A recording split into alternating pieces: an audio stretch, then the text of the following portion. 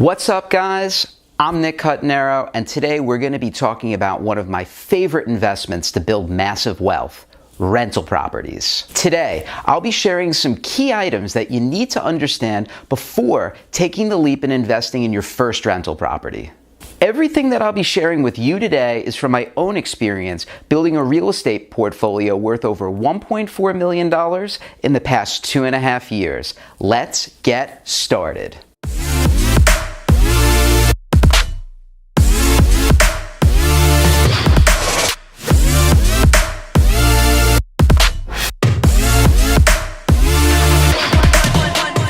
If you're new to the channel, welcome. If you could do a favor for me right now and hit the subscribe button down below, I'd be most appreciative. A little background on myself, so you know you're getting advice from the right person. I've been in the real estate game for a bit. I started my career as a mortgage broker right up until the last recession about a decade ago. My wife's a realtor and we do deals together. We're building an empire one rental property at a time, and we're having a blast doing it. As of May of 2019, we currently have over $1.4 million in real estate assets under management, and that's across 8 properties, 6 of which are currently rented, and we're carrying about $750,000 worth of mortgage debt. Our investment of choice right now are single-family homes in Greenville, South Carolina, and our current cash flow annualized is around $80,000, and we're running very profitably. We've never wholesaled, flipped, sold, or refinanced any of our properties. Our investment strategy lies exclusively on buying great deals which will stand the test of time, which will produce generous amounts of monthly cash flow. Also, it's important to note that we have no partners, investors, friends, or family in any of our deals.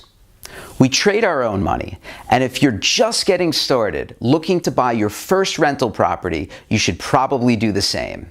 Here's what you need to know before we begin. 87% of first-time real estate investors get chewed up and spit out before the end of their first real estate transaction. I don't want you to be a statistic. If you watch this video to the very end, there's an 87% chance that the numbers will be reversed in your favor. Watch this video to the very end, and I'll share something special with you that you'll definitely be interested in. Now, let's get started.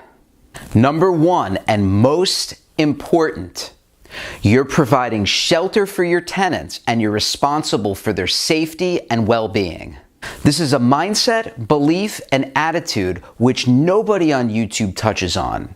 You are responsible for your tenants. You are responsible for their safety and their livelihood, and you're also responsible for your investment. You're responsible for paying the mortgage each month if you finance the property, as well as paying taxes and insurance. If you don't care about people, this probably isn't a business for you. I can say with 100% certainty that if you don't care about people, you probably won't receive your rent on time each month. Don't expect your tenants to care for your properties like you would. And most important, don't expect to be successful in this business. Worst case scenario, if you're not successful, you'll end up selling your properties to a guy like me, or if you're watching this video right now, somebody like yourself. Are you committed to doing the right thing by people as a landlord? Let me know by hitting the like button down below. Thanks. Number 2, you need to keep your own financial house in order. Now, while in pursuit of passive income, you need to be really active with your own financial matters. To be successful in this business, you're going to need some cash, decent credit, financial literacy, and great communication skills that you'll be using to communicate with real estate professionals, banks, lenders, and many other people out there to help you complete your real estate transactions. Investing in real estate often works best when it's not your only or primary source of income. Your debt-to-income ratio matters. So if you're looking to scale your rental property portfolio business, it's often best to focus on income and keep your expenses as low as possible. Getting started investing in rental properties is a fantastic way to start building massive wealth for yourself and your family for generations to come.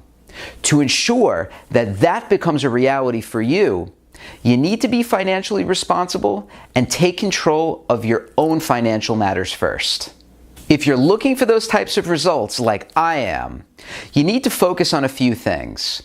Keep your debts low and keep focusing on increasing your income year over year. And last, buy great deals, which I'll get to next, and the rest will take care of itself. Number 3, start with properties which don't require much renovation. Now, the first rental property that my wife and I bought required a lot of renovation work. The property, it was a little rough, but it had good bones, and we told ourselves that we wouldn't spend more than X dollars to renovate it. 3 months later, we had spent so much more than originally anticipated. Also, we were doing a lot of work ourselves. Now, I'd like to share a little bit about our second rental property, which was actually right across the street from our first. The neighbors across the street knew that my wife and I were real estate investors, and there was a good possibility we would potentially purchase their home and be able to do so quickly and for a price that was a win-win for everybody. People want to sell properties for all types of reasons. The couple across the street ran into some financial challenges, wanted to move back in with parents, save some money, go back to school, and further their careers. The property that they owned was actually holding them back. We closed on the deal, purchased some new appliances, and was able to rent that property quickly for a fantastic price. My wife and I learned some very expensive lessons on property number 1.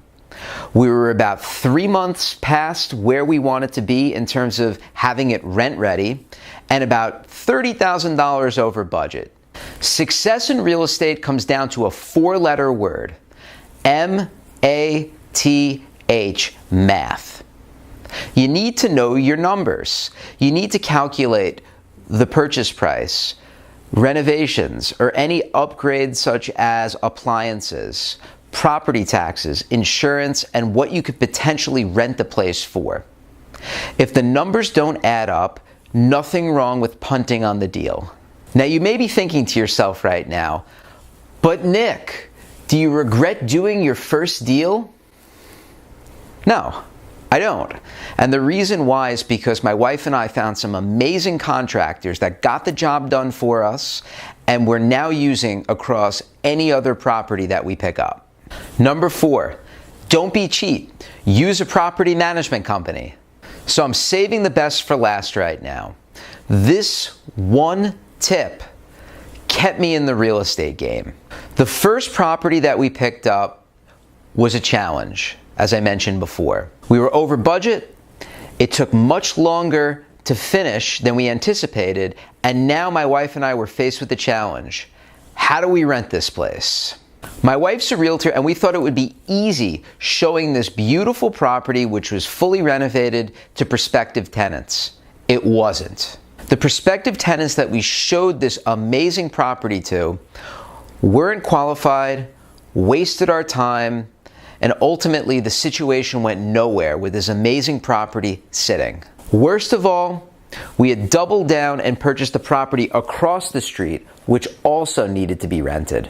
It wasn't until we swallowed our pride and surrendered the 10% of monthly rent to a property management company where we were now put in a position of control and confident about our future scaling our property management business. A great property manager is worth every penny and a key part to operating and scaling your rental property business. Don't be cheap. And if you're really conscious about profits, just increase your rent by 10% and the property management company will pay for itself. Also, your tenants will be happier too. And the reason is that they'll have a reliable property management company at their fingertips where they can call should the toilet break or any other situation. You want a buffer between yourself and the tenant when possible. If you value the knowledge I've shared so far, please hit the bell icon below to keep me on your radar. Thanks. Now, if you've stuck around with me this long, you're probably waiting for that special bonus that I mentioned at the beginning of this video. If you want to know more about rental property investing, I suggest picking up the book on rental property investing by Bigger Pockets. And if you're really serious about rental property investing, comment down below, "Hook me up, Nick," and I'll take care of you by sending you something special. You won't be disappointed. My name is Nick Hutnero, and I want to thank you for watching. I'll see you next time.